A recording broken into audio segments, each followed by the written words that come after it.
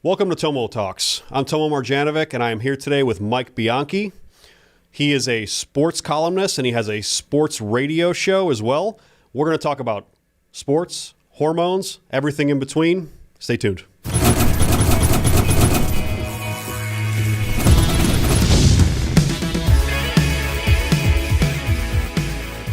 You know what? Your voice is perfect, and I know exactly why, because you've had a radio show for how many years? I've had a radio show in Orlando for about 10 years now.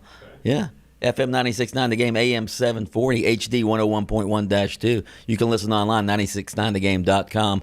Cheap plug. I feel like you've rehearsed that before. I know that I can just say sports columnist, but it's probably much more than that. It's probably a little more detailed than that. Yeah, I'm a sports radio host. Again, I've been doing it for 11 years. I'm actually a sports columnist at the newspaper by trade. I work at the Orlando Sentinel. I write a sports column for them, have for almost 20 years. Actually, more than 20 years I've been at the Orlando Sentinel writing a sports column. So that's how I sort of made a name for myself. And, you know, so there was an opening to do a sports radio show, morning drive time, which is the most popular time to do a radio show. So they came to me and asked me if I wanted to do it. And I've done some radio in the past.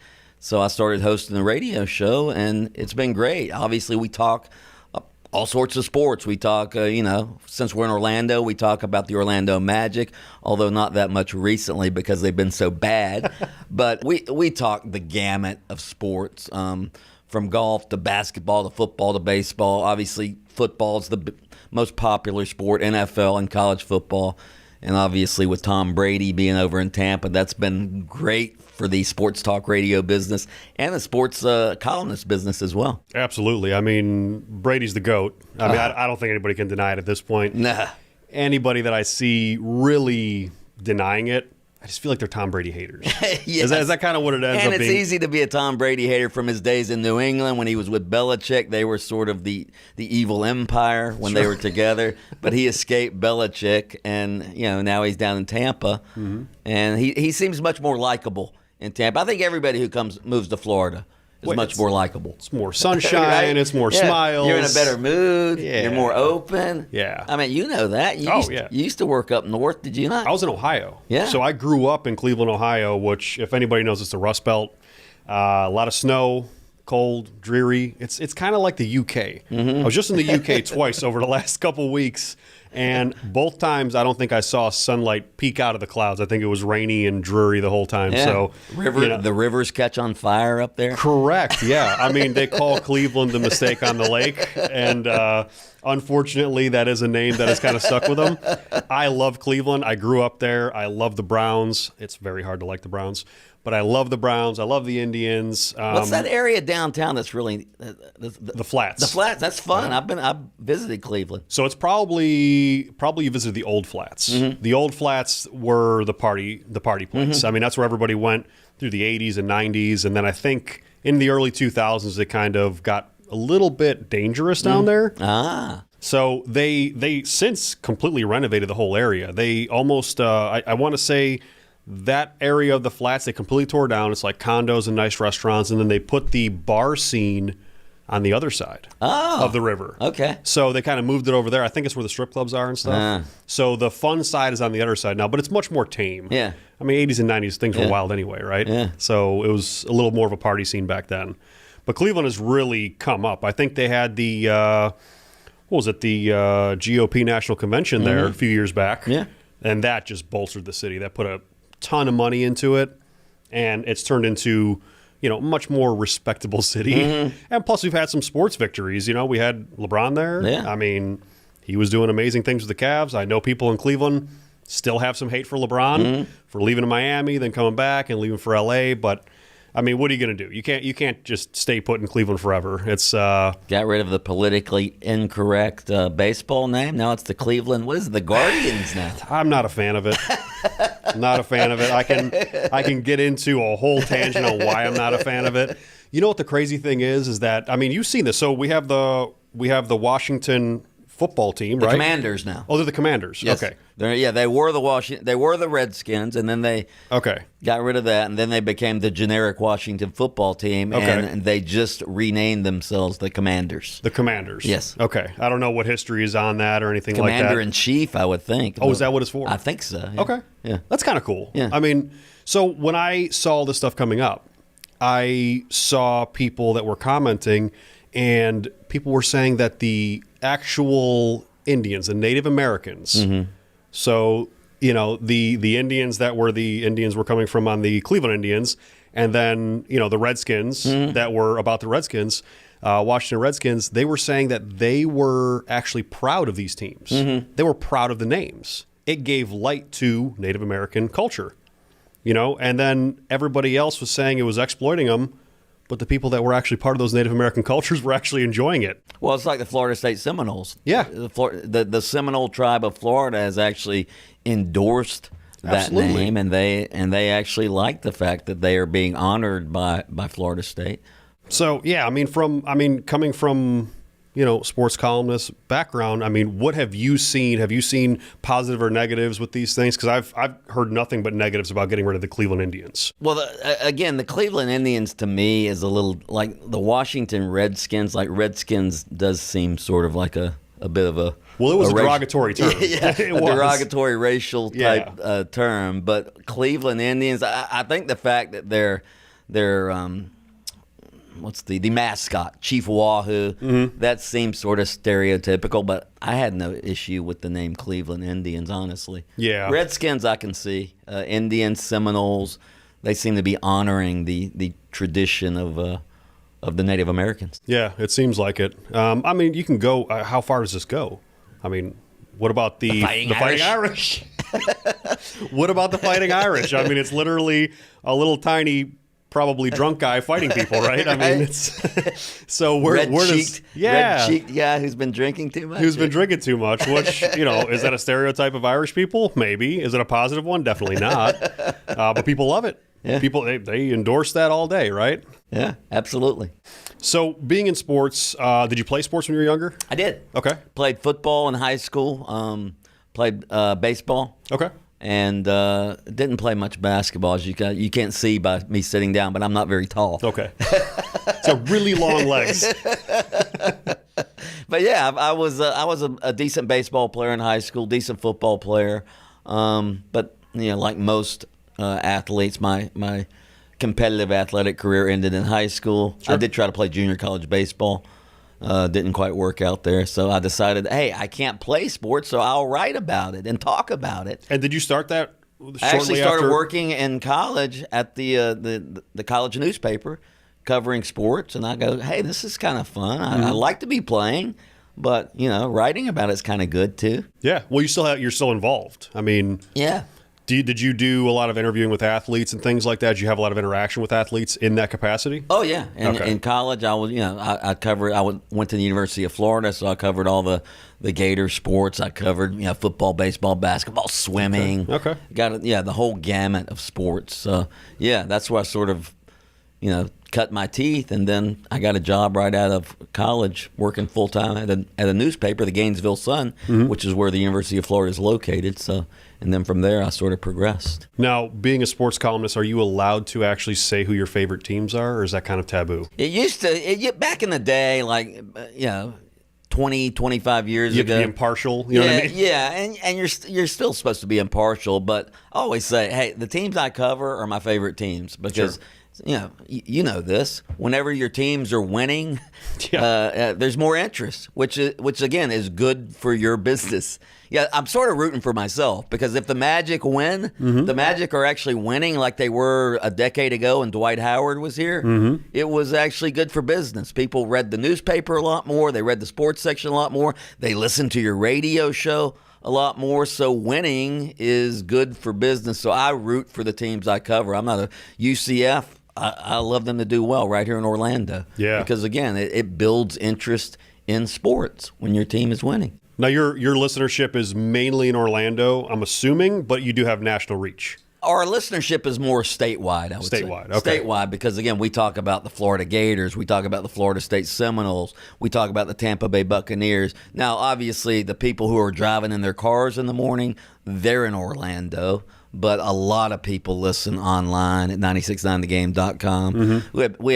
We have people like overseas who like text our text line in the morning. Really? Said, hey, we're listening to you over in, not China, but what's the one country? Over in Monaco. We have a listener in Monaco. Monaco? Yeah. Interesting. I wonder if they have ties to Orlando or ties to some Orlando teams. Yeah, they do. Right? They're UCF grads. Yeah. So that's great. That's cool. Yeah, it's awesome. So who are your favorite teams? I got to ask. Favorite team. Let me just I went to go to the main sports. I went to the University of Florida, so Okay. I like to see the Florida Gators win. UCF, they're getting ready to move into the Big 12, which is a Power 5 conference. So I root for them. Sadly, my favorite professional team is the Jacksonville Jaguars. Okay. Who have been pathetic for. They're sort of like how the Magic have been over the last decade. The Jaguars have not been very good. They've been in perpetual rebuilding mode. And the reason they're my favorite team, my first really big job as a sports writer was I started covering the Jacksonville Jaguars during their first expansion season, which was in the mid to late 1990s. And, wow. And I sort of took a liking to the Jaguars, and I've been following them ever since. I wish they would win. I wish they would do well. But, if you're a true fan, you need to suffer. You need to suffer a little bit. Oh, for sure. I mean, Browns fan. Yes, exactly. Cleveland Browns. We've suffered for years. All of my Cleveland people. We've suffered for many years. We had a couple winning seasons. Yes, when the Jaguars finally do win a Super Bowl, if they ever do, it'll be that much sweeter. Yeah, that's good. Good. So those are probably my favorite. And plus, again, the local teams, Sure. I want the Magic to do well. I root for them. Now, in Orlando, I'm assuming everybody's kind of pulling for the Buccaneers for the most part, yeah? Yeah. Or does it kind of split between the three teams? Since we don't have an NFL team in the state of Florida, and since Brady became, Well, we have the Dolphins, who are lackluster at best usually. Yeah. Jaguars, and then Tampa Bay. I mean, Orlando's pretty close to Tampa Bay out of all three. Yeah, 90 miles away is Tampa Bay, and plus, again, Tampa Bay used to train.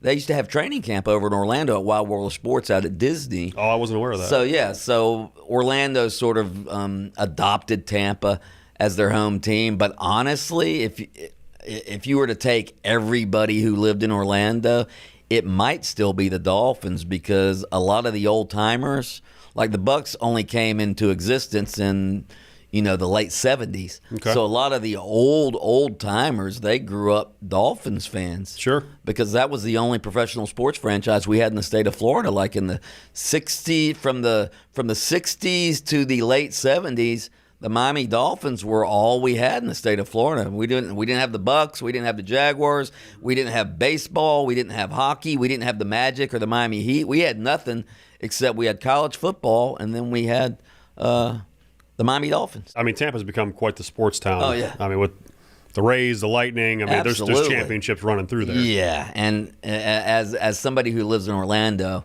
we're kind of jealous of Tampa, honestly, because they have great sports over there. Brady comes over. The Rays, even though they don't draw flies from their own fan base, they are a great organization, and the Lightning have been the model organization in the NHL. So, yeah, Tampa Bay's got it going on when it comes to sports, but we consider them part of Central Florida. So, yeah. They're ours, too. They're cousins. They're cousins. Absolutely. Yes.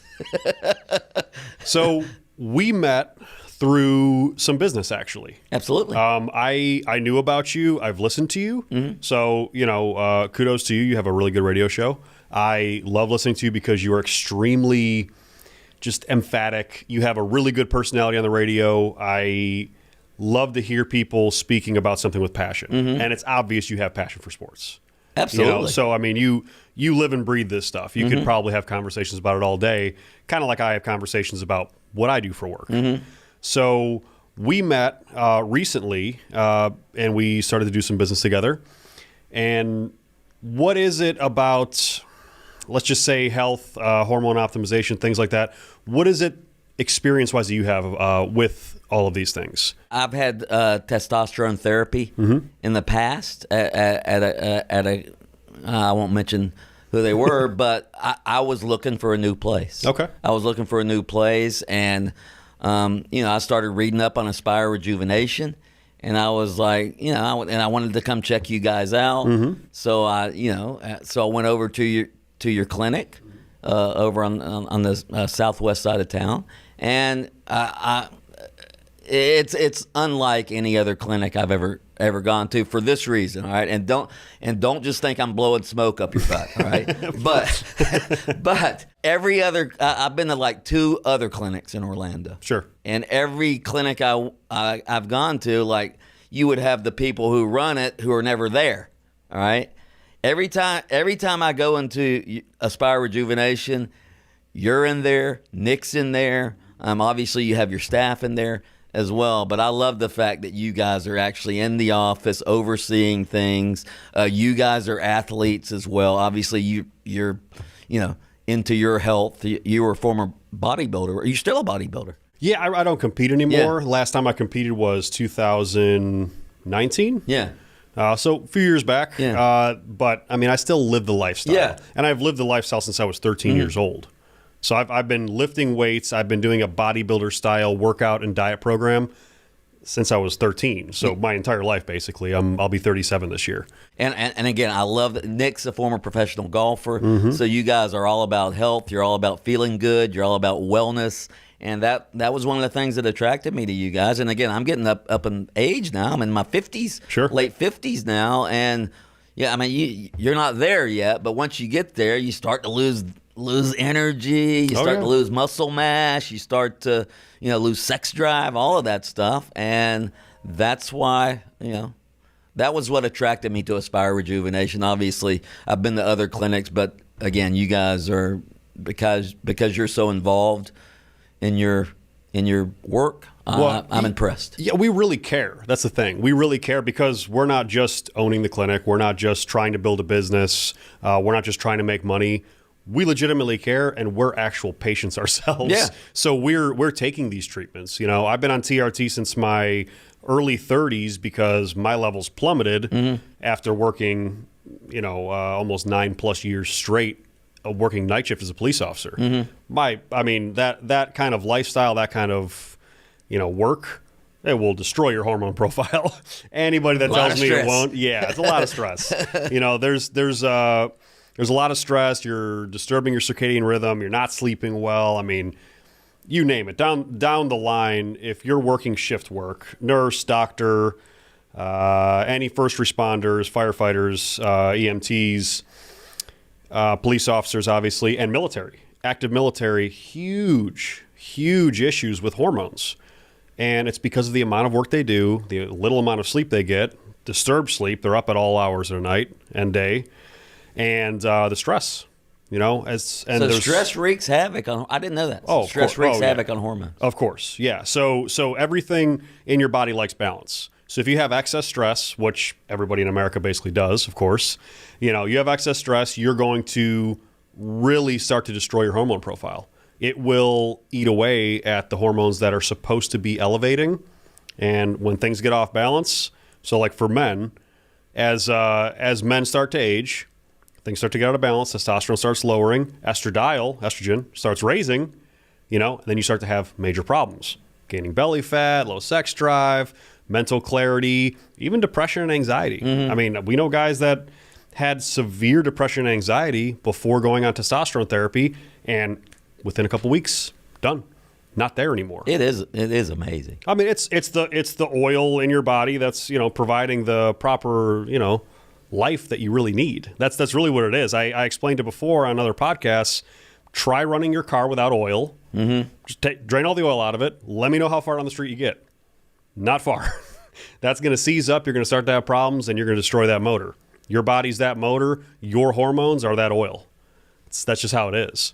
I've always wanted to ask. I've never actually. Please. Like how is there an age limit to like when you should do testosterone therapy? Like when you get into your 80s or something, should you still be doing it? Or? Yes. Okay. So here's the coolest thing about hormones and hormone therapy is that the longer you have it optimized, the longer you're going to not just live for the most part, but also just live better. You know, so I bring everybody back to when they were 18 to 25 years old. How did you feel? Amazing. You know, everything felt great. You know, your sex drive was great. Your energy was great. Your body looked better for the most part. You know, for most people, you were able to retain muscle. You were able to lose fat easier. You're able to keep fat off. You know, you could eat that cheeseburger. It doesn't turn into 5 pounds of fat, right? And then, you know, bring yourself back to that and now put yourself where you are now. Do you feel the same? The answer is going to be no to 99.99% of people. If you're in your mid to late 30s and up, they're going to say no. Okay, that means your hormones aren't optimal. All right, that's fine. So optimizing those hormones are going to bring you back to that place mentally, physiologically, physically, and that's where you're going to be. So, you know, when is the time to stop? Never. Is there a time to stop? You know what I mean? Is there a time to stop? It could really be never. You know, we have patients that are in their 80s. We have patients that are in their 80s, and they are loving life. I have men in their 80s that have a sex drive like a 25-year-old. And the thing is that, you know, it's not like they're jeopardizing anything. They're actually improving everything. Yeah. Cholesterol levels, blood pressure levels. Again, think when you were younger. Did anybody that you know in their 20s or, you know, 18 to 25, did anybody have a cholesterol problem? No. I don't remember anybody Anybody have blood pressure problems? No. When I was 22, I don't remember people. You're triglycerides. You're a little too high. So why were all those things so perfect? It wasn't because you were eating better. It wasn't. It wasn't because you were exercising more. You're probably eating worse. You're probably eating worse. Yeah. But your body is able to process those foods better because your hormone profile is just that good. That's interesting. It's an amazing science in medicine. Optimizing hormones will literally optimize every part of how your body works and exists. It's great. Yeah. That's why there's really a lifespan in professional athletes too. So think about it. So we're gonna circle back to the sports. What is the average age of people in sports like that? I mean, professional sports, by the time they're 30, they're usually pretty done, yeah? Yeah. Mid-30s, probably. Mid-30s? Yeah. Okay. Brady's an aberration. Of course, he's 45 now. Yeah. So who knows what he's putting in his body. But I was worried about touching on that with you because I know a lot of professional athletes. And I'm friends with a lot of them, and some of them come to the clinic. These are all retired athletes. Most athletes that, you know, would be still professionally playing would probably not come to the clinic because they're going to get scrutinized. They will get tested for certain things. You know, unfortunately, testosterone, per most sports, is going to be considered an anabolic steroid. It's something natural in your body. Yeah. So as a person is aging, or let's say a football player, you get so many hits in that head with that helmet. What's going to start happening? You start rattling your brain a little bit.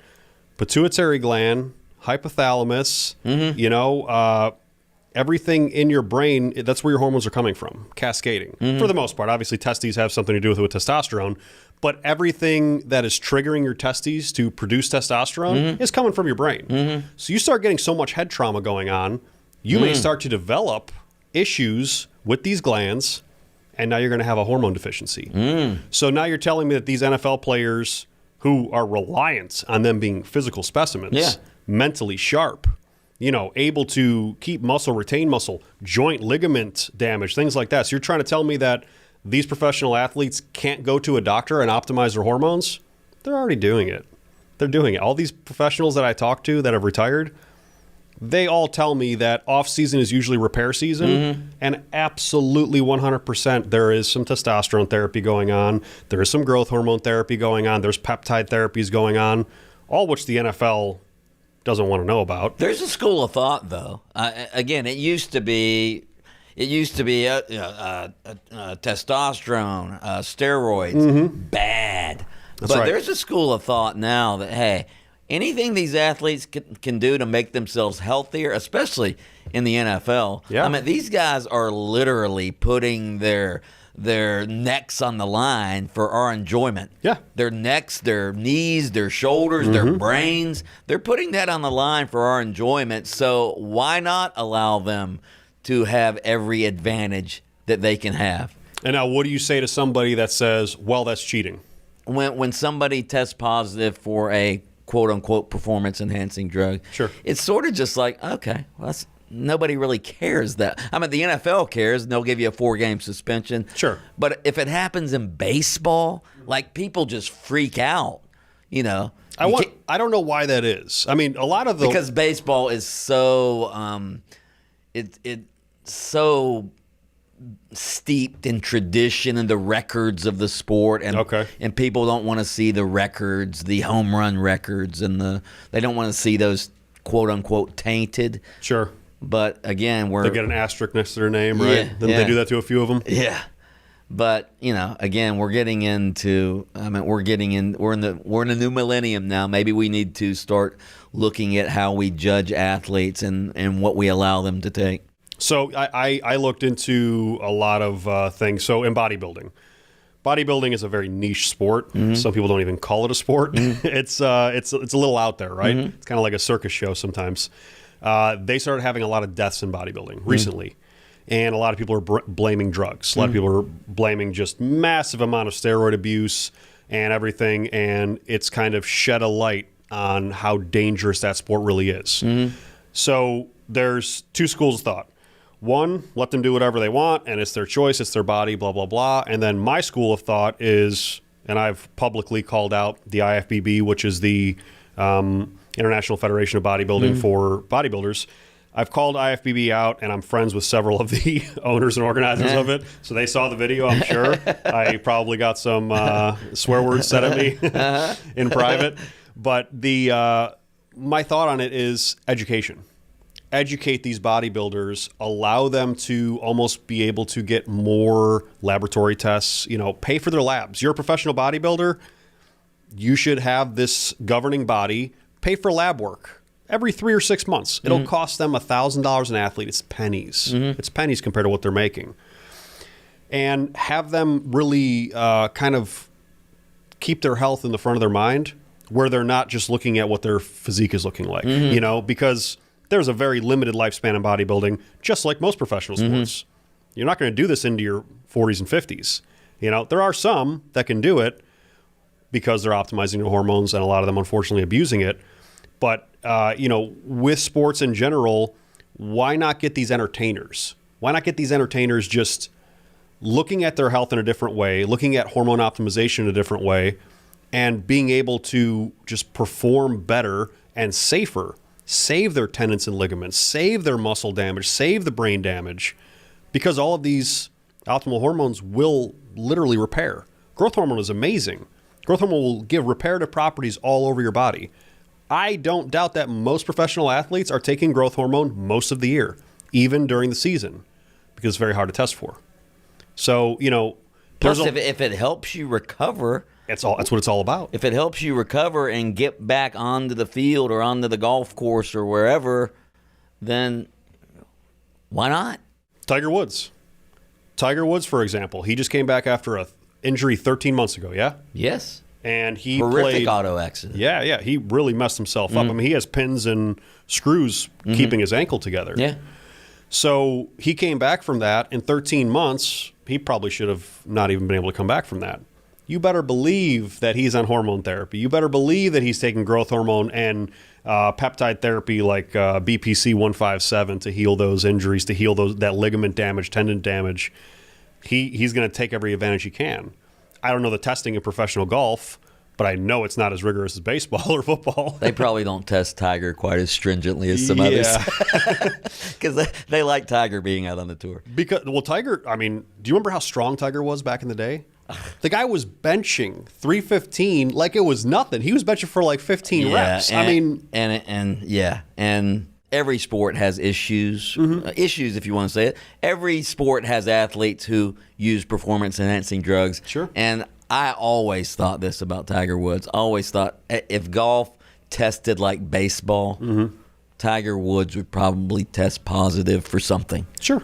And there was the several years ago, you're talking about human growth hormone. There was a Canadian doctor who would give human growth hormones to a lot of athletes. Well, found out Tiger Woods had a connection to this Canadian Dr. Anthony Gallela, I think his name was. Okay. Yeah, and there was a connection between Tiger and this doctor, and I'm like, okay, Tiger's taking HGH. Sure. Which again, it was helping him recover. But it was against, I don't know if it's still against the rules in golf, but it was against the rules. So there were a lot of people, cynical people, who said, hey, the tour doesn't want to know about Tiger because he ups TV ratings. Of course. The purses in tournament golf are huge because of Tiger Woods. They need him out there. They needed him out there several years ago. And do you think that's the case with pretty much every sports organization, including baseball? Do you think they really want to kind of like turn a blind eye to some of these things? Well, that's what did happen in baseball when they had the big home run chase. Mark McGwire and Sammy Sosa, where they were both chasing Roger Maris's single season home run record. Everybody saw what these guys looked like, and it was great for business. Those guys were animals. Yeah, and I think and that's where it comes in. I think they were more abusing than using. Yeah. The doctor that was behind them was a shady, shady character. And have you watched the documentary? I have, yeah. It's pretty crazy. I mean, the guy wasn't even a doctor. Yeah. You know what I mean? Right. He wasn't even a doctor, and he was just pumping these guys full of drugs.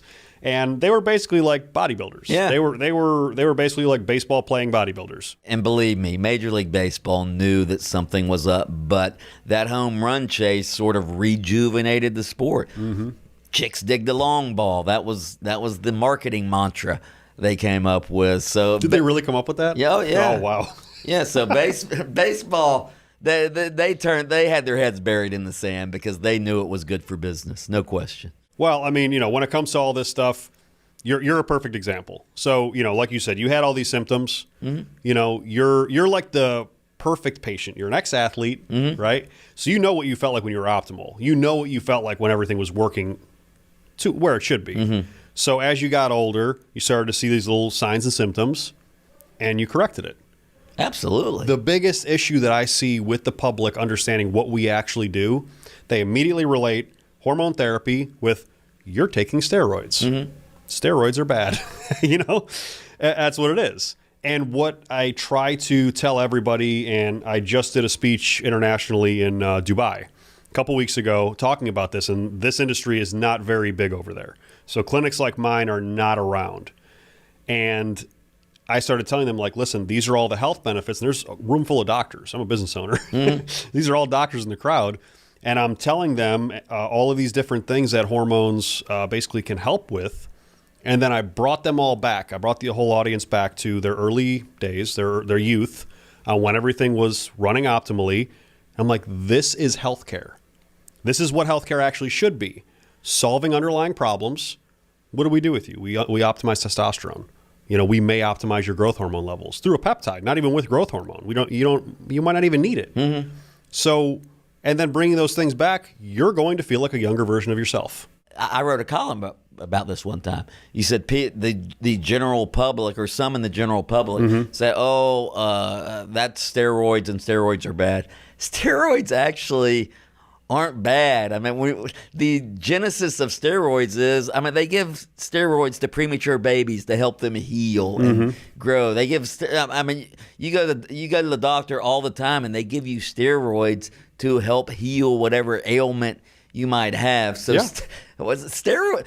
Actually, sports gave steroids a bad name. They did. Baseball. Baseball gave steroids a bad name. Baseball really gave steroids the bad name. They really villainized anything that has to do with hormones and steroids. Yeah. And these are naturally occurring things in your body. Your testicles make testosterone. Women also make testosterone. We also make estrogen.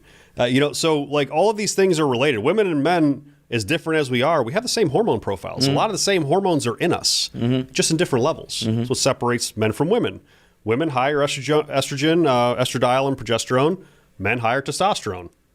That's it. We both have growth hormone levels that need to be optimized. But these are things that are naturally occurring in your body. You have them at massively heightened levels through puberty and into your early 20s. and then they start to dip down. Humans, generally, we're not supposed to live to 80, 90, 100 years old. Modern medical science has given us a very long lifespan. But, when does that hormone decline start to happen? 30, 28, 35, right around there? Because we really weren't meant to live past 60. Yeah. Back in the day, we really didn't live probably past 50. Yeah. Because there was no modern medicine to keep us alive. So, you're up, and then you're down, and then you die.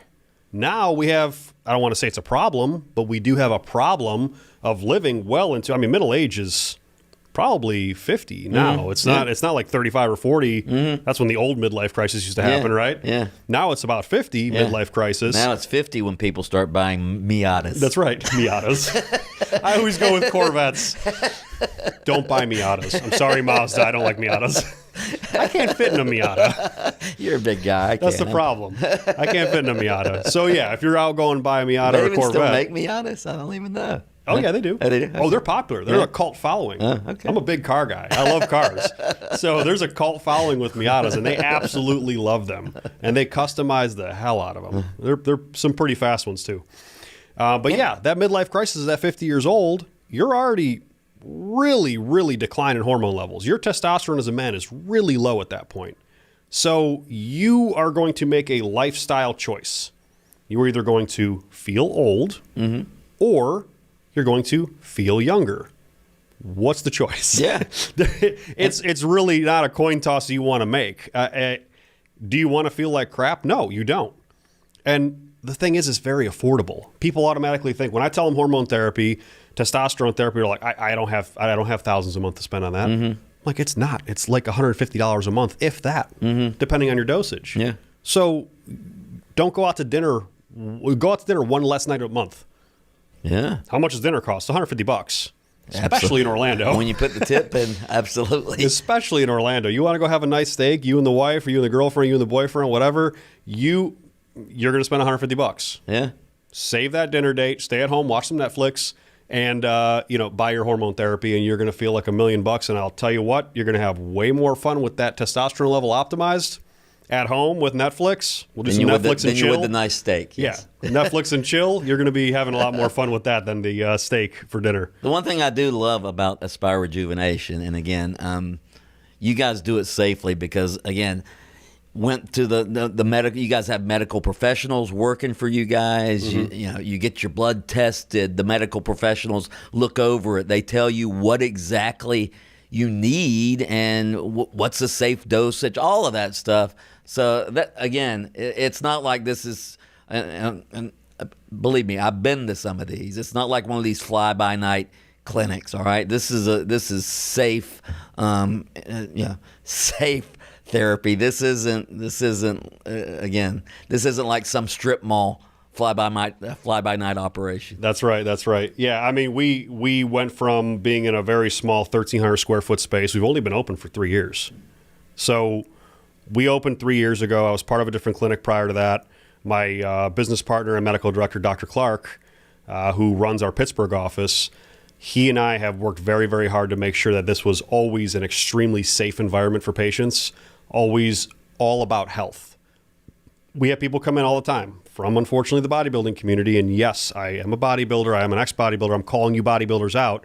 You need to look more at health than you do at everything else. Because if you're healthy, everything's going to cascade. Your body's going to look better.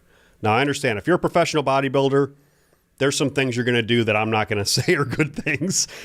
There's some extreme stuff out there. And if you're, trying to be Mr. Olympia, okay, we may not be able to help you with those kind of doses, guys. But, for anybody that Did Arnold Schwarzenegger take high doses back in the day? Not high doses, no. Nah. But again, he was, we can go down the rabbit hole. He was taking pharmaceutical stuff. Mm-hmm. The doctor that was prescribing him his medication, I met.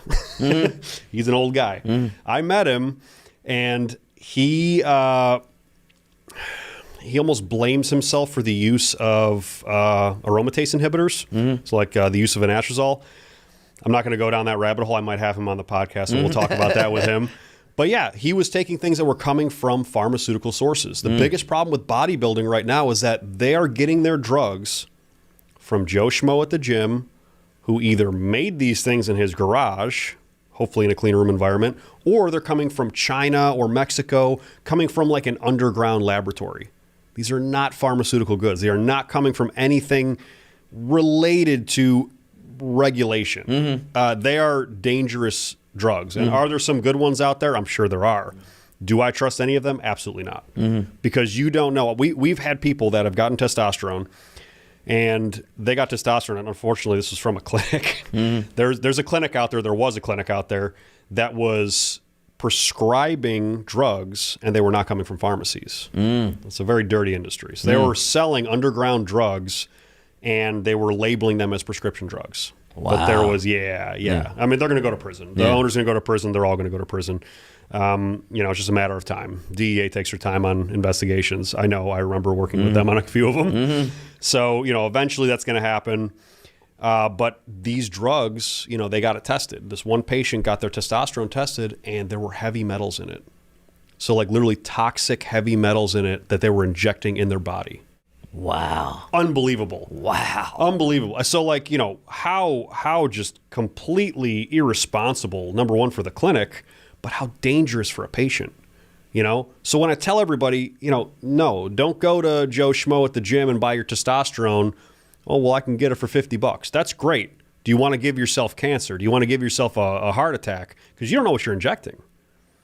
Go to a clinic. Go to a doctor. Plus, they're not giving you the exact the dosage that you need. Unfortunately, they're finding that on Google. Yeah. Oh, well, everybody else is taking this, so I'll take that. That'll work. This guy's jacked. This guy's 250 with muscles and abs, and I'll take his doses. Yeah. It's so dangerous. It's so irresponsible for your health. Just there is a way to do these things. There is a way to optimize your hormones. And I walk around. When I'm fully optimized, I can go on a peptide that'll increase my growth hormone levels, testosterone, which is an eighth of what these bodybuilders take. And my favorite drug is oxandrolone, and I take it because it'll help heal certain tissues, because I have several injuries from years of bodybuilding and weightlifting, and it'll help heal injuries, help heal ligaments. They're actually looking at oxandrolone for post-surgery recovery for rotator cuffs. Amazing. This it's a DHT, dihydrotestosterone drug. So you give me optimal growth hormone, optimal testosterone, and a little bit of DHT bump, I will look like a Michelangelo carved statue. And I'm not abusing anything. And I'm on a program that is monitored by a doctor. And I am healthy as hell. Cholesterol levels, perfect. Triglycerides, perfect. Your blood pressure, perfect. Everything down the line. Liver and kidney health is perfect. Because these things are all monitored by a doctor. If anything gets out of whack, we correct it. That's how it should be. That's how hormone therapy is meant to be done. So I'm hoping that, what we can teach people from this podcast, from any others, from information that we put out from the clinic, just to educate people that hormone therapy is safe. Hormone therapy is effective. Hormone therapy is something that will help you as you age. It's that simple, The abuse of it is what gives it a bad name. Yeah. The use of it in professional sports, unfortunately, gave it a bad name. But I think people are waking up. Mike, anything that you can tell everybody on how to find you? I know you plugged all of your radio shows and everything. Twitter as well. You're active on Twitter. Very active on Twitter at Bianchi Writes, BIANCHIWRITES. So you can find me on Twitter. Again, find me in the Orlando Sentinel, orlandosentinel.com. Find me on the radio, FM 96.9 The Game, AM 740 in Orlando. And, you can find me at Aspire Rejuvenation on some days as well. Absolutely. Yeah. And guys, stay tuned. We're going to have our new office opening. We're about a week or two from a soft opening. We'll be having a grand opening later in May or early June. And we're going to invite a lot of you guys to come out. I know Mike is going to show up. I will be there. We're going to have a really good time. We're going to have a nice party. Make sure you have good refreshments. That's right. Of course. For you. Thank you guys for tuning in. Thank you, Mike. I appreciate it. Hey, thank you, Tom.